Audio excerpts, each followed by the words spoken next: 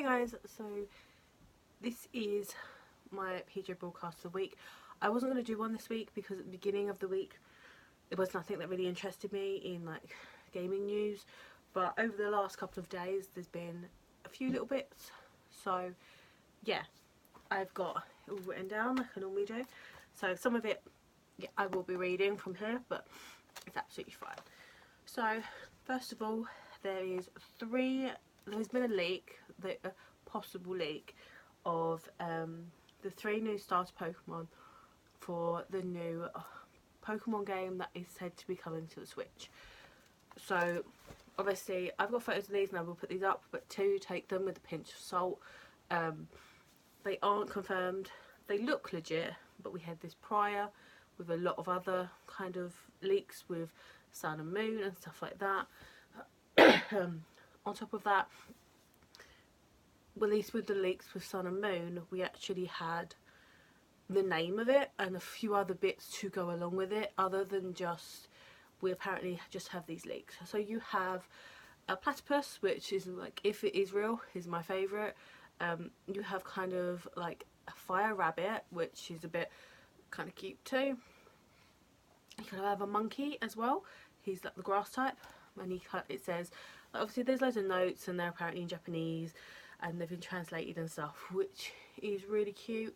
But obviously, as I said, take these with a pinch of salt, mainly because in a week's time they may not be true. But right now we can at least look at them and think, oh, they're really pretty, I'd pick that one. You never know, kind of thing. So the next thing that has kind of come about is there's been a massive deal made at the moment about the high score of a gentleman called Billy Mitchell. So his high scores have been brought to question for original Donkey Kong Jr. and Pac-Man. So these high scores are said to have been done on a original arcade machine. So an actual arcade machine that you'd have to put like a dime in or a dollar in or whatever. But yeah, so they're said to be done on that. So the big hoo-ha is all been made because it's alleged that people have looked into it and they believe his high scores have been made on an emulator. So instead of like a machine, obviously an original arcade machine, so people are saying it's been done on MAME, which obviously I don't really know much about MAME. I don't use that kind of stuff personally. I'm very much like, if I'm going to play the game, I'm going to just buy the game and play the game. I'm not going to emulate. But in case that doesn't make any sense to you, a simple breakdown is this. If it's done on if his high scores are done on an emulator, then you can do a number of things with the game that can't be done if you do it on an original machine. So you can have save files, so you can save and then if you die you can start again from the save file. You can cut and chop clips together to make like a run look better than what it was, or even put one thing at the beginning, etc.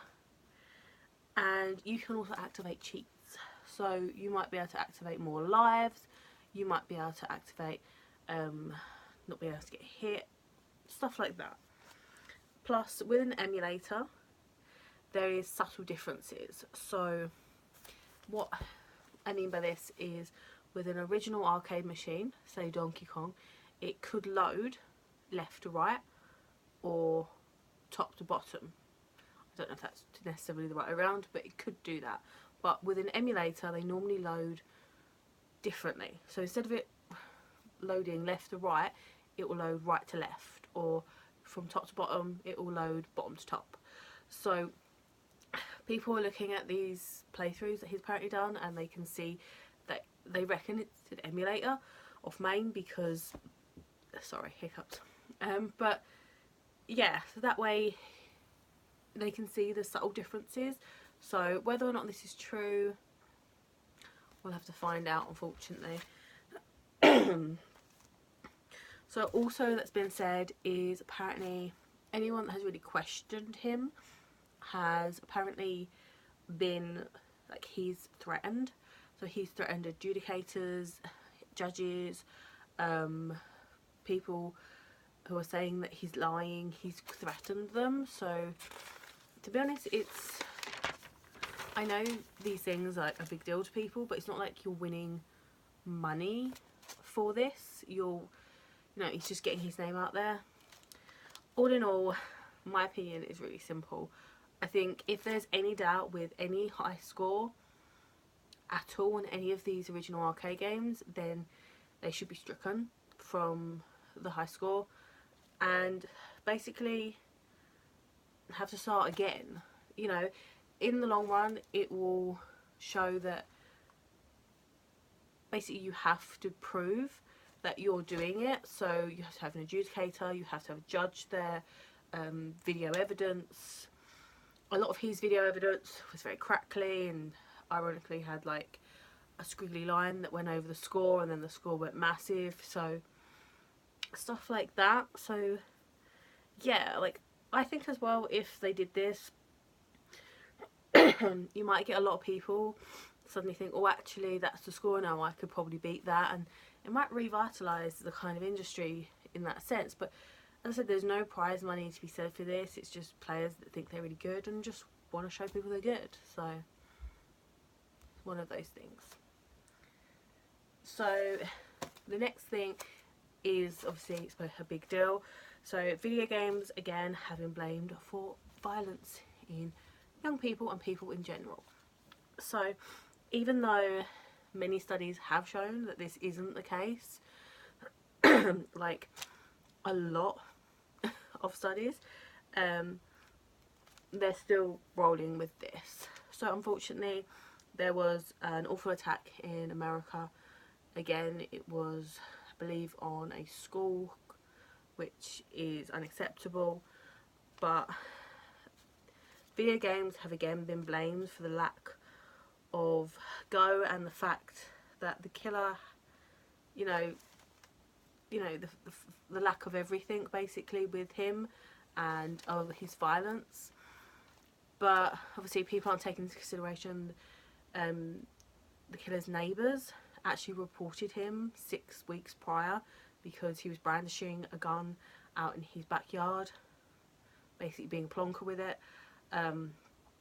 So yeah, there's a lot of fault to blame, but I really don't see video games being one of those. All in all, video games have ratings, and they're for a reason. So parents should stick to the ratings, just as we do with films, TV series, and even more like books, and some books and music. Music has age relations on there just like anything else.